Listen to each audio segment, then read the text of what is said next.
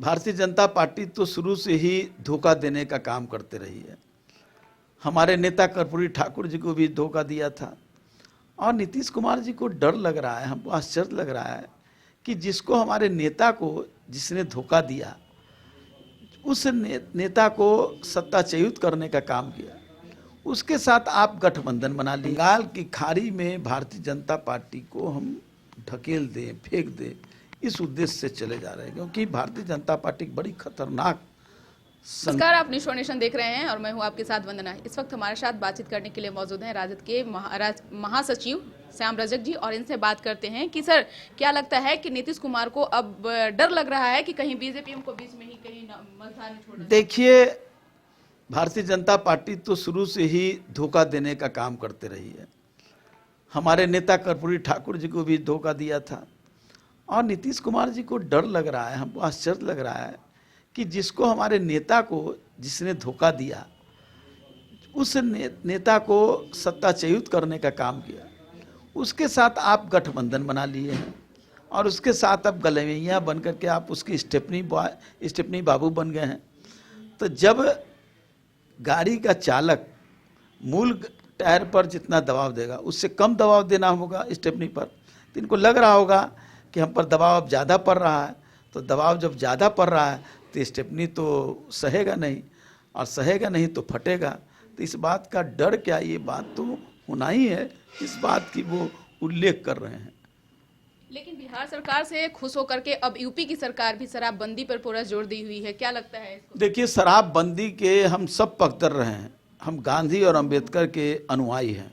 गांधी ने कहा था कि अगर मुझे एक दिन भी तानाशाह बनना पड़े तो हम सबसे पहले शराबबंदी कानून लाने का काम करेंगे। लेकिन शराबबंदी सिर्फ कानून से नहीं होता है। शराबबंदी खत्म करनी या कोई भी आपका जो योजना हो, उस योजना को सफलता करने के लिए सिर्फ सिद्धांत आप बना लीजिए, उससे नहीं होता, बल्कि उसको कार्यान्वयन करने के लिए और कार्यान्वयन कर करके उसको निर्णय को अंतिम अमली जामा तक पहुंचाने का काम करना। आपने शराबबंदी कानून बनाया, हम लोग ने भी साथ दिया, हम लोग भी उस समय हाउस में थे, राष्ट्रीय जनता दल भी थी, सभी लोगों ने मिल करके उसमें अपनी पार्टिसिपेशन करने का काम किया।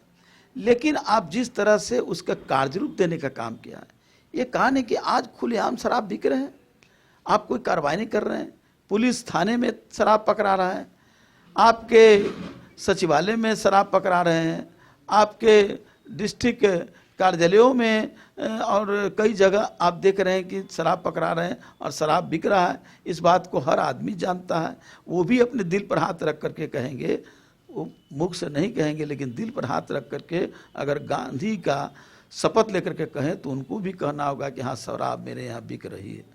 तो पहले शराब बिके और सिद्धांत भी, दोनों चीज़ नहीं चलेगा।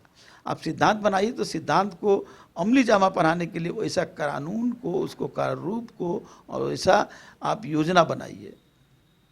श्याम रजक जी, मेरा एक सवाल है कि अब आरजेडी आपका बिहार के साथ साथ अब बंगाल में भी कमान कसने की जो है वो जिम्मेवारी दी है, इसको आप किस रूप में देख रहे हैं और आप कब बंगाल जा रहे हैं? हम बंगाल और असम दोनों जगह जा रहे हैं। हमारा एक ही उद्देश्य है कि बंगाल के बाद समुद्र आ जाता है, बंगाल की खाड़ी है, तो बंगाल की खाड़ी में भारतीय जनता पार्टी को हम ढकेल दें, फेंक दें, इस उद्देश्य से चले जा रहे हैं, क्योंकि भारतीय जनता पार्टी एक बड़ी खतरनाक संगठन है। आरएसएस नहीं, डर नहीं, खतरनाक इसलिए है कि आरएसएस जो है वो देश को बांटने वाली है और उसी का ये पॉलिटिकल राजनीतिक संगठन है। बीजेपी कुछ है नहीं, बीजेपी तो आरएसएस का एक संगठन है। आरएसएस के 25-30 संगठन है, उसमें एक राजनीतिक जो संगठन है वो भारतीय जनता पार्टी है और इसके बल पर वो देश में एक पुरानी जो मनु संस्कृति है उसको स्थापित करना चाहती है, लोगों को भरमा करके, लोगों को समझा करके, लोगों को दिग्भ्रमित करके इस तरह से कर रही है। और असम में और बंगाल में वो चाहती है अपना पैर फैलाना, तो बंगाल में जब पैर फैलाना चाहती है हम उसके पैर को कुचल करके बंगाल की खाड़ी में डालने का काम करेंगे और इसके लिए मुझे जो भी कुर्बानी देना पड़ेगा वो देंगे। हम जा रहे हैं 30 तारीख को, हम और हमारे साथ श्री अब्दुल बारी सिद्दीकी जी, हम दोनों लोग जा रहे हैं। वहाँ अपने कार्यकर्ताओं के साथ भी मंथन करेंगे, चर्चा करेंगे। हमने सभी जिला अध्यक्षों को और कार्यकर्ताओं को बुलाया है। उसके बाद हम तृणमूल कांग्रेस की नेत्री, उस राज्य की मुख्यमंत्री सुश्री ममता बनर्जी से भी हम लोग मिलेंगे और उस पार्टी के नेता अभिषेक बनर्जी से भी मिलेंगे और मिल करके एक किस तरह से रणनीति बने इस पर हम तो चर्चा करेंगे। चुनाव अकेले लड़ेंगे या गठबंधन बनाकर? हमारे लिए एक ही उद्देश्य है कि भारतीय जनता पार्टी को परास्त करना, और इसको परास्त करने में हमको जो भी कुछ करना पड़ेगा, जो भी कुर्बानी देना पड़ेगा, वो हम करने का काम करेंगे।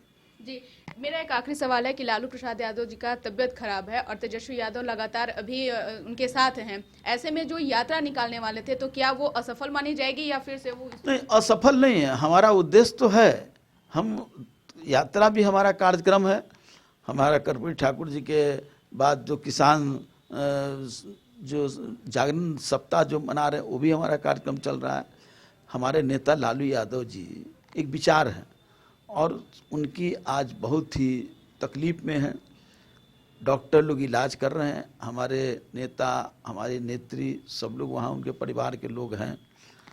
तो वो तो है ही, हम लोग चिंता में ग्रस्त हैं। हम लोग ईश्वर से प्रार्थना करते हैं कि जल्द से जल्द हमारा नेता स्वस्थ हो जाए, ताकि इस राज्य को अभी उनकी दरकार है, देश में दरकार है लालू यादव जी के। क्योंकि आज के समय कोई ऐसा नेता नहीं बचा है जो समाजवाद की गाड़ी को आगे तक खींच पाए, वो हैं श्री लालू प्रसाद जी। इसलिए उनको अभी स्वस्थ रहना सबसे बड़ी आवश्यकता है। लेकिन वो भी कार्यक्रम चलेगा और वो भी कार्यक्रम चलेगा, हमारे कार्यक्रम चलेंगे। डेट का इधर उधर हो सकता है, लेकिन वो कार्यक्रम चलेंगे। हम सबसे पहले हमारा है कि हम अपने नेता लालू यादव जी को स्वस्थ जैसे हो, डॉक्टर लोग लगे हुए हैं, तेजस्वी जी खुद वहाँ पर मॉनिटरिंग कर रहे हैं सारे चीज़ों का। इसलिए हम लोग बाकी कार्यकर्ता को उन्होंने निर्देश भी दिया है कि जो जहाँ है वो अपने कार्यक्रम में लगें, और हम लोग लगे हुए हैं।